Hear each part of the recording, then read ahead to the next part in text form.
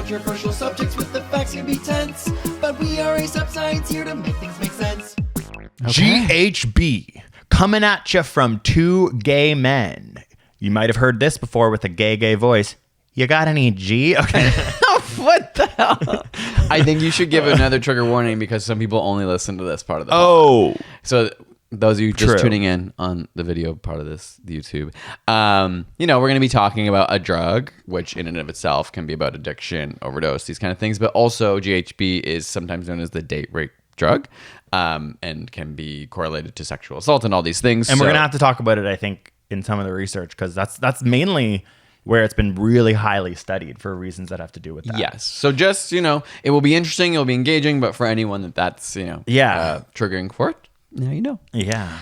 It is definitely like, I don't know. Doing the research, I was like, this is intense. Like, this is an intense drug. Yeah. So what I found interesting, full disclosure, I'm a little prude and didn't know anything about it, but I don't know if that's true. Like, don't say that you're a prude too. Like, it's okay to I not just feel know like about I don't know anything about any drugs because I'm so innocent. Okay, well, that's not No, true. it's also because I'm absolutely terrified of dying in any capacity, and so anything that can increase my risk of dying, goodbye. Yeah. Except for like alcohol. I don't think it necessarily means that you're a prude. I think that this is a popular drug amongst circles that I'm supposed to be in. Yeah, of Like, gay why men. aren't No, I but it's of included? gay within gay culture. There's also a lot of different types of people, and lots of gay men aren't initiating or understanding or around the drug of GHB. But like, Right. a lot of the research has shown that it is men having sex with men who are using this drug as a recreational drug, but it's Yeah. also used in different like rehabilitations of people with narcolepsy. Yeah, or that's what I wanted to say. alcoholism. So obviously on the surface, in and of itself, this drug is not, there are probably some people out there, maybe some listening to this podcast that might use GHB for a condition. Yes. Yeah. Not yeah. to say that I have heard even with those conditions, there are pretty intense like withdrawals or addictions that can come from it. But it can be used in a sensitive way that is prescribed by a doctor. Yeah, for sure. And it is interesting because even, it's used in intense scenarios because it's an intense drug. Why don't we just kind of explain, what it is, the what pharmacology of it all. Because I didn't really know before this, and so Me neither. Even from a perspective of like what people feel like, what actually happens in your body, what's it doing, all that kind of stuff. So it's gamma hydroxybutyric So it's gay. acid. Say that again. So it's gamma hydroxybutyric acid. It does start with GA. Gay. So it's a precursor to GABA, which is what? Every time you say something with a GI, so it's a precursor to gay. If you do It is. If you're doing it, it's a precursor to gay. That's for sure. If you're doing G, it's a precursor to the word gay and gay. It's a precursor to GABA, which is a neurotransmitter we talk about a lot on ASAP Science. So it's kind of funny because it's like when I read that, I was like, okay, precursor to GABA, moving on. But it's like people might be like, what the hell does that mean? But it is a neurotransmitter, and GABA, which is a neurotransmitter, a literal chemical in your nervous system in your brain, affects is gay. is gay, but it affects GABA receptors, which are like receptors of neurons in your brain that will do specific things in your body. And GABA you can associate with like more inhibitory responses, whereas like glutamate is more excitatory responses. But that's also confusing because an inhibitory doesn't necessarily mean like always. People often say like alcohol is a depressant, which it is, but it's that fine line of like it doesn't make you depressed, but depressant in the sense that it can be turning things off. And I think to your point, an inhibitor sometimes can be helping something function. Yes. Like in your brain, turning something off can sometimes bring you clarity because now you can focus. Yes. In this case, though, it is a system like a central nervous system depressant. So yes. I think it can make you feel sleepy, slows down your breathing and heart rate. Obviously, the more you take, you risk actually impacting your breathing to a severe level.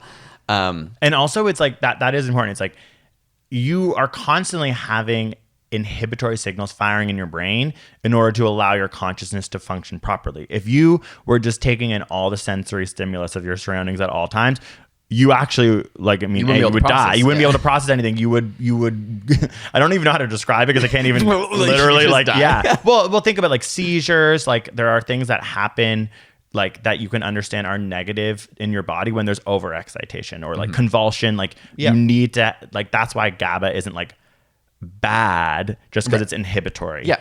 That's like a But- natural part of the human brain. And Yeah, body. exactly. Which is like a confusing thing in biology when you're learning about it because it's so hard to not think excitation like good, exciting, turning on, inhibition, bad, turning off. But GABA, the actual like chemical neurotransmitter in and of itself, is too big to go through the blood-brain barrier. GHB is a precursor to that. So when you're consuming it, you're adding essentially like the molecules to make more GABA.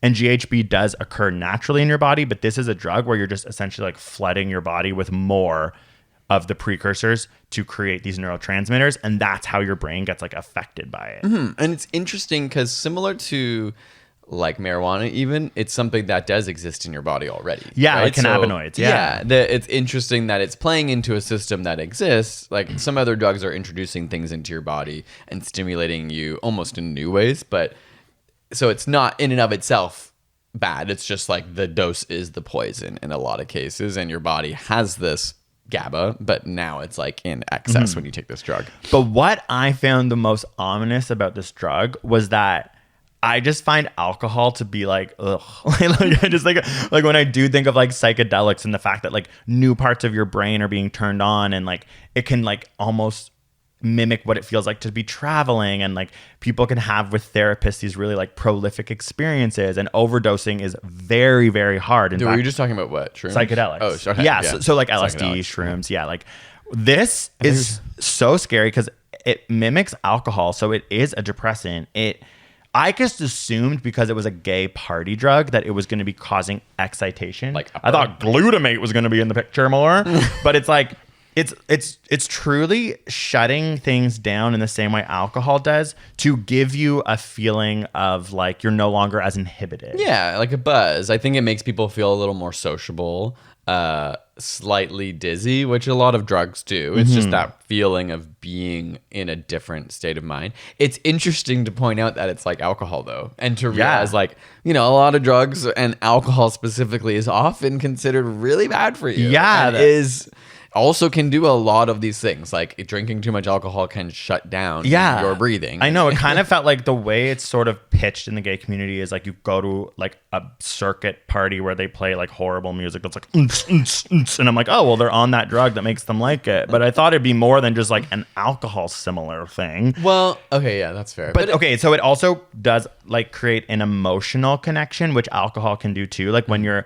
inhibition is lowered, it can create like these emotional, it essentially makes it easier for you to like connect with someone emotionally because you're maybe not as like anxious about yourself. You're not as aware of like, you're less inhibited. your insecurities or whatever. And then it also can increase your libido. And I do think that that's a part of this for gay men, is that it's like, it's lowering their inhibition. So now they're having more confidence to maybe hit on someone, talk to someone. It's increasing their libido. So it's mixed you with probably sex. want to dance and you feel free. It's that kind of idea. I think a lot of drugs is just like you don't think about the people around you anymore. Yeah. You can just kind of like unwind and feel loose and not have those stressful, anxious feelings anymore.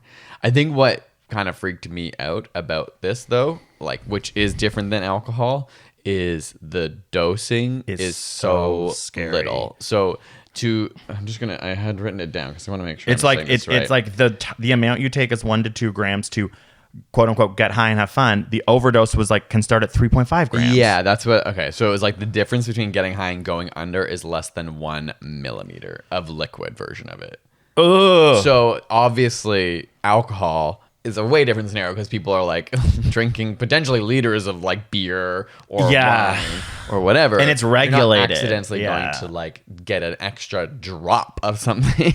And okay, so the also big, we really are, I personally just like from my research, I'm getting really into like why I think this drug is like scary, because there's also the big issue with a lot of people going to the hospital and having overdoses is because it's so common to be drinking alcohol in a party setting. So you're now ingesting 2 different substances that are depressants in the similar way to your body. And I think that's why so often people are having overdoses where they're shutting down their bodies too much. And that's when people can actually stop breathing, which I find so scary because your body is now like, essentially you can think about it as like inhibited too much. The depressants are too high in brain, right? That your body isn't even making you breathe anymore. And that's really scary. And even from a pharmacological perspective in the hospital, it's not as simple as using like naloxone on other overdoses. It's a harder thing to treat once you actually are in a place where there is like medical help, which I also found scary. Like, okay. I will say though, I mean, obviously there's probably people listening to this, many people in this world that have done it. And I haven't done it, neither of you. And so I think we don't have like any personal experience. Like, dude, I'm like, but it is the best. Like, you know what I mean? That's true. Like, I'm like, and I found myself. I think it opens an interesting conversation around drugs because I found a 2006 report commissioned by the UK Parliamentary Committee, and they found that the use of GHB was less dangerous than tobacco and alcohol in physical harm, dependence, and social harms. That may be because it is used so much less frequently as well. But it was interesting to realize, like, we allow and we totally accept alcohol, tobacco, even cocaine, even marijuana. Like, lots of drugs now become so socially acceptable that, of course, we're balancing out the alcohol as you're right. That's need. interesting. And another 2006 study said there's no evidence to suggest. Oh, this is about date rape. Sorry, I'm gonna wait. Actually, no, I'll just say it. Like, there's a lot of lore around date rape, and obviously it's used for that and has been, but to a much smaller degree than was once thought. Okay. And the media maybe blows it out of proportion. Yeah, we should talk about that. It said that it's used in less than 2% of cases of rape involve GHB, whereas 17% involve cocaine. Yeah. Okay. So we're talking about it, but okay, we need to explain. We need, like, that was a little head. Sorry. What the date rape drug is under the assumption that the person is also drinking alcohol. Is my understanding. Like you're giving it to someone usually. Okay. In the media, you're so right. Like, we see it often. It's someone putting something in a drink. Yeah. And I think it's because it is actually ingested through your mouth. It's like you only need small amounts. Like, you can have liquid doses in milliliters. And I think it's odorless. It's like a salt. Discreet. Yeah. That, like, it's easy enough to sneak in a drink with someone not realizing, like, there's something tastes really weird in my drink now. Exactly. And I think that the thing that can happen too is that those people now don't know that they have been given this GHB. So they're probably giving them like lower amounts, but then they're also drinking all night. Yeah. And then they're taking advantage of it. But I found that, I've read that study too. I thought that was interesting. Like, we've been told that narrative. Told which that is the date rape. But then it's like thinking of like comparing this drug to, okay, like tobacco. Like, we know that all it does is kill you, and it's so addictive. Alcohol is so addictive, and it's so culturally accepted that it's so dangerous. Cocaine is awful. Like, it's a highly addictive drug. So I think it is interesting to know that cocaine is more involved in these sexual abuse cases than GHB. And then because I'm like, I do think it is like the media feeling like that GHB is a simple story and a more ominous story. Yeah, whereas I think like ominous cocaine is, it's a more complex drug that is like more socially accepted and scary, and you can't just have like a plot line built out of it. Maybe. Yeah, it'd be also way harder to like accidentally do cocaine without knowing it. You know what I mean? And so I think the story around GHB, I mean, like, what is potentially interesting is that it's much harder to know if that happened to you. In that they like, I think a lot of criminal cases, they've tried like in urine testing and stuff, like it gets out of your system really fast. But they can get it in hair, apparently. Oh yeah, I read that as well. They can tell that GHB has been used in someone through their hair, but not through their urine. But I think urine is just a really common way, a simple way too, to test and be like, if someone were to go to the authorities and say, I think this happened to me, obviously urine for a long time, that's probably how they sampled them. We're like, well, we can't know for sure that you were drugged last night. And so I think that makes it difficult to know for sure too. Like, in the case of a rape or an assault, it's maybe easier to identify if someone had taken cocaine in that case versus like, I don't know. But also it's like it's just like, it's so intense. Like, in all these situations, like, these drugs are like really intense and heighten things. And obviously the cocaine one is interesting because it isn't as easy to trick someone. Whereas GHB is like, that is like definitely unknowingly giving it to someone. Yeah. And I think you're right that in pop culture, and it's often mixed with drinking because then you're double downing on these same depressants. Yeah. But I think it can still happen with just GHB. So that's why it's important for people to know, unrelated to assault, if you're taking it yourself, like you can hit a point of not remembering your night, you know, like hitting the point where your body is so depressed that you are so intoxicated that you can't function anymore, that you can't stand breathe up anymore. and you get nausea in the similar way to drinking too. Apparently. So I think that's worth knowing that, of course, it can and probably does happen often with someone sneaking it into your alcohol. But if you're also intentionally taking it on your own, like just know that border of the amount is important to understand. And I think it is just, I keep thinking about this like party setting, like this stereotype of like a circuit party of like gay men and being like so much G. It's like, I think when I've been reading about a lot of the toxicology and pharmacology of the overdoses is that people are in these party settings and they're mixing like uppers, like MDMA with GHB, and your body is now having to deal with this like highly depressant substance, which is GHB, and alcohol probably mixed with these other drugs that you might think to yourself, these are party drugs, but they're actually affecting your body in such like different ways that it puts such a strain on your body that the overdose can happen through that way as well. It can't, like you might just not be doing alcohol and GHB, which then obviously would create like drowsiness, agitation, depressed breathing, unconsciousness, and death.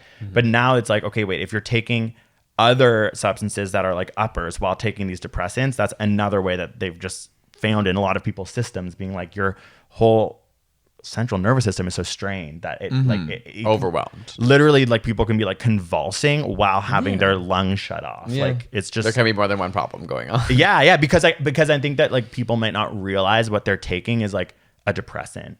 Because they're assuming it's going to maybe be an upper. I don't know. I'm hoping people do their research before, but because the drug space is so. Maybe I have this because, and I'm sure you grew up this way too. Like we were so reared to be terrified of any drug, right? Like, so we used to have like programs come into our school that would show what happens, how dangerous drugs are. But that included marijuana, right? And that included like a lot of other drugs that now are much more socially acceptable. And don't do that. And so I remember the like cops would come in. The pigs would come in and they'd be like, this marijuana had like Febreze in it. Or like, you know what I mean? They'd try and like tell you that like the marijuana was like laced with Febreze. And I was kind of like, at the time, like, oh my God. But then it's like, actually like, wait, what? Like, so it makes me sometimes question now when I look at drug culture, because obviously I'm like, I don't do a lot of drugs and I have a lot of fear around like taking something, but I've seen myself transition from being so afraid of something like marijuana and now being like, it's nothing. And knowing there are still other cultures. It's not nothing. It's not nothing. It is worth like having that. But I've gone to that, like obviously the cultural conversation in Canada and America and in lots of other places is like, it's certainly not as harmful as alcohol. It can be really bad for you, obviously, especially smoking, and obviously it's impacting your brain. But there are withdrawal symptoms too. I'm not saying that it's not problematic. It's just like I've gone from thinking it was the literal devil to being like, oh, okay, I'll do that every weekend. I guess I never had the literal devil. Like That's you what did. I You did. truly, Like Mitch used to truly believed it was the literal devil. He would cry. Stop it. He literally would cry when I smoked weed. Because Greg was an absolute drug addict when we met. Okay, well, there's the devil thing. I'm like, I don't think I was. It was just like, I don't know. He's crying while I'm like smoking a joint with my friend.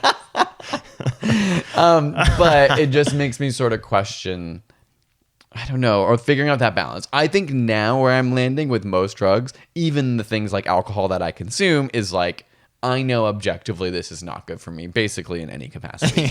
And as an adult, I'm trying to balance the like, how do I get to like let loose and have some fun and do something that's whatever versus mitigating the dangers of that drug. And I'm sure there are people who do, whether it's GHB or other quote unquote hard drugs, who maybe feel that same way where they're like, the question is just whether you truly can have a handle on something like that because of the minor dose differences and the addiction to it. Like it's pretty severe. It is I didn't realize how like it's severely addictive, and also there is severe withdrawal symptoms too. And the fact that it affects your brain the similar way to alcohol, it's almost like, this isn't really fair, but like it's almost like you're taking a super concentrated way of making yourself feel drunk super, super quickly. Right. So with that comes like you do have memory loss. Like it affects your brain in pretty intense ways. And I also think it's interesting because it's so new. Like people only really started doing it recreationally in the 1990s. So there's like, it's like a club drug, right? yeah. So there's a lot of like parts of it, but you're right. Like I think honestly with all drugs, it's just what I'm hoping and what I would put in a lot of faith in people is that they're doing this type of scientific research before they do it. But the hard part is I'm like, I have a science degree. I'm obsessed with teaching science. So when I think about drugs, I'm getting this type of detail. And what does scare me is the people who are like, oh, it does what? Oh, euphoria? Like, cool. And like, but that's like also maybe because I am ignorant to this drug and like have never done it. Yeah. But I think it's like, you're right. Like it's always about research and knowledge. Is like, that's like kind of like a metaphor for everything in life. Like the more you know, the more you'll be able to have like potentially a fine relationship with like this education over abstinence. Yeah, to allow people are going to do it. So educating people about like how to do it safely or like reasons why they shouldn't, but like it's better to teach people, I think. Yeah. Also just like they were saying it's such an easy like drug to make chemically. Like it's like very simple chemistry that is not being made in illicit labs. It's actually being made. It's actually in high school labs. Yeah, like literally. It's actually a grade 11 unit 3 project. But it's being made in like homes mostly. Like you can actually like make it at home. And it's like one thing that just I think across the board is just the stance I have is that we need to legalize all of these drugs so we can regulate them. Right. So people know and people exactly can know what they're exactly. taking. Like it's so frustrating to me as humans. Like sometimes I'm like, I want to eject myself from Earth when I think about like the war on drugs or whatever. It's like that was such a failure. Like cocaine, like America, like you're the highest consumers of cocaine in the world, and you're pretending that like you're not. Like if you legalized it, you'd be able to fund money to the people properly who are having to make this and illegally, dangerously make their lives like vulnerable. Extremely dangerous drug trade. Exactly. And it's just like you can look to places like Portugal where you see that it works. It actually decreases, people's death and overdose because there's increased awareness. We're seeing it with marijuana. And then there can be like studies and stuff around how to like so many drugs that are deemed, totally illicit and you can't use, like then researchers can't even study them. That's why psychedelics for so long were banned. And it's like there was so little research, and now people are like, this is kind of the age of psychedelics and mushrooms, and we're learning so much about them because they weren't allowed to even have them in labs for so long, which is sad. But yeah, like I think you're just right. Like it's like this drug is pretty intense. I think it's caused a lot of like overdoses, which like something like marijuana, it's like a different conversation because it like kind of can't in the same way. Marijuana is like anti-nauseating, whereas this drug, like a big issue with death is people choking on their own vomit. And like one thing they said is that it's really important if someone is like, whatever the word is, like overdosing, to put them in the recovery position. Like if you know from like, I just don't know from being a lifeguard, when you like put the arm up, lie them on their side with one arm up, with their like one leg of their knee that is like higher off the ground, like folded. So essentially their head is like tilted down. And the leg is what's stopping them from turning back. Yeah, they're essentially leaning forward. And then therefore when they vomit, you can like scoop it out. And like just being like, it's a depressant. It might be really hard to move the body. Like just put the body in the recovery position and seek medical attention, because the vomiting and the nausea part of it can be really dangerous. That's the same with someone who's too drunk as well. So it's like those things are worth like knowing if you're out and like in a party setting where a bunch of people are doing this. Because I think from what I've heard from like friends and anecdotally, like it happens. Like a lot of people, when I was talking about like doing this episode, were like, I've been somewhere where I've seen someone like be having a moment from that. Like truly, I mentioned this to 4 of my friends, and they all had a story about being in a setting where they think there was a lot of GHB and that happening. And just so, like it's just knowing like vomiting is a big issue. So like get medical attention and maybe put them in the recovery position. Because they also said the euphoria can make the people like want, like in their head think they're okay, but they actually can't walk. They're like struggling. Yes. Yeah. Like you might be in the better position to understand like what they need than they will, because of the like way it makes them feel. I was gonna say a little more on addiction to it. So like it is very quickly physically addictive and can create dependence. I think like the advice, because I was on like KMH's website talking about it, and it was just like avoid using it frequently and don't use it for more than 2 days in a row is what it said. Whoa. And I don't know if that, obviously that's not gonna like make you like so addicted right away. I don't actually know, but that was their advice. And what I found, well, what they said is it disrupts the normal balance of brain circuits and control rewards memory and cognition, ultimately leading to compulsive drug taking. And when they've done tests of GHB on rats, they will prefer GHB solutions to water. So it is like actually addictive in the sense that like even rats are now choosing it over hydrating themselves. Yo, properly. the G-A-Y. That ain't in that G. And I think the way Y rat. the gay rat. Imagine just like a circa party of rats, and they're like, they seem to want to do it the next day. There's just like pumping beats, although that's good. And there is really intense withdrawal symptoms, insomnia, anxiety, tremors that usually resolve within 3 to 21 days. So what I Very found intense. interesting is like it's rarely used as a drug for someone who has alcoholism, but it's interesting because it's like what happens is when you're deciding to not drink alcohol after being an alcoholic, because you've depressed your body for so long, it starts to convulse. There's so much excitation in your brain. You no longer have the normal ability to suppress that. That's why people get the shakes. It's why people can get delirium tremens, and they can get like seizures or have like these like really big issues. Essentially, like picture like shaking over excitation. So then it's like interesting. You give them the GHB, which is a depressant, to try and like control wean them off it. Yeah. Their bring them. decrease the excitation like it's not so much at neurologically once. without alcohol. So it's like another way to think of, okay, like it's a depressant, and the reason it's used for alcoholism is because when you're actually trying to get off alcohol, your body is overexcited. That's like something that I think a lot of people don't crazy. realize is like you've messed up your central nervous system so much that you can't stop yourself from shaking. Wow. Which I think is valuable to know. Like alcohol's crazy. Alcohol's crazy. Yeah, you know, really intense addictions. Want a Negroni? Okay. Oh, it is Friday. Like that is exactly humans in a nutshell. Like it's knowing so bad. so much and then being like, let's have a And Negroni. this whole episode being like, and truly alcohol is probably worse. Yeah. And then being like, let's go have some drinks. Alcohol is so bad. It is. Weirdly, my one little last fact is some users of GHB include bodybuilders who believe the drug can help reduce fat and build muscle. Oh. Because GHB stimulates human growth hormone. Isn't that weird? I didn't know that. Imagine like working Wait. out and being like, maybe it's like Is that- micro. I don't know. Obviously, I don't know. I'm not part of this community. like a performance enhancing drug. yeah. Wow. Like Probably at low enough doses that you're not mentally feeling like you're going to fall over. But thought that was interesting. like almost like a steroid vibe, like to grow your muscles. I That's suppose. so like yeah. intense. Like at that point, I'm like, okay, Um, what do you do? Steroids or GHB? it's crazy. Yeah. But yeah, no, I found it fascinating. I think it's more something we have to think about as like gay men. I do hear it We'll like probably be talked around it about more often. Yeah. But it's something that I've never known. I've never seen anyone in front of me take it. but that's the thing. It's like how Like would a you discrete know? drug. Right? It's such a discrete drug. Like it's Yeah. like so easily I just feel like consumed in a there's drink. lots of other drugs that are very. There's some discrete drugs, obviously, and then but at parties, like there are other drugs that are not so discrete that I'm curious if I will see it in my life Yeah. now that the pandemic's over. Yeah, seriously. But I feel like drugs always get hidden from me because everyone knows like I'm not going to do them. And I was like, wait, everyone did drugs when?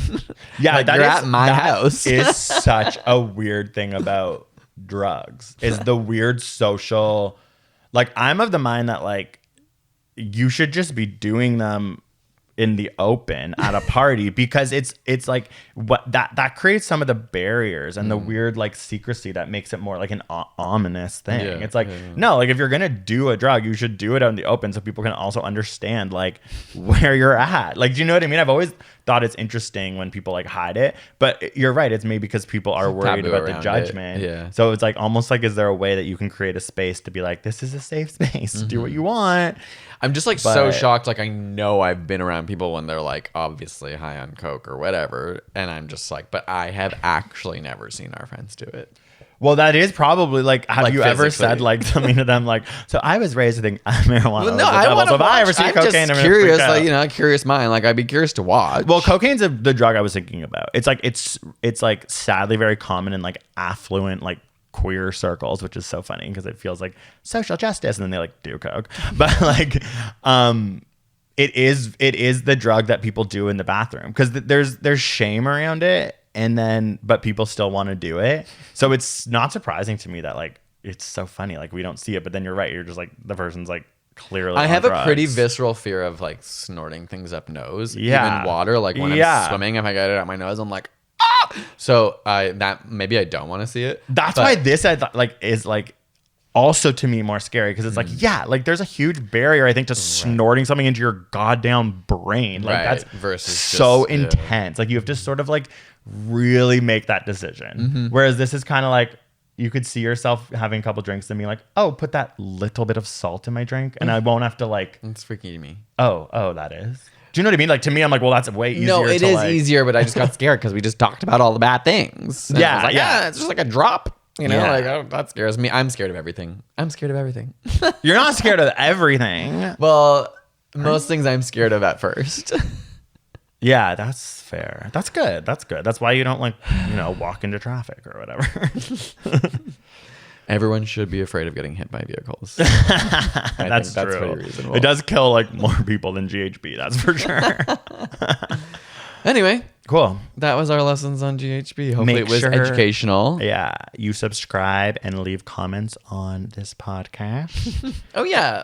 People reached out about this one, actually. That's where this came from. Really? From people reaching out being like, you should do a side note about GHB. And then I clicked on their profiles and they were muscular gay men. Okay. So probably bodybuilders. Like truly one of them was. Curious. There was 3 comments and one of them was like, if you're listening, like you're a gorgeous man. He was like unbelievably hot and a bodybuilder. And I think gay, but like hopefully I didn't out him. Well, no, I didn't say his name.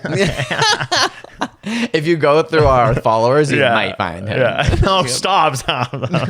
There's a lot to go through. Okay, fair. Whoa, brag. There's a lot of followers. Yeah, you want to go through 600,000 followers? Whoa! You want to go on TikTok? 1 million. You want to go on YouTube? 10 million, okay? We've got the followers to back it up. Okay, well, end on that. We don't. No, never mind. Okay, we gotta go. Okay, thanks for listening. Post. Talk to you guys next time.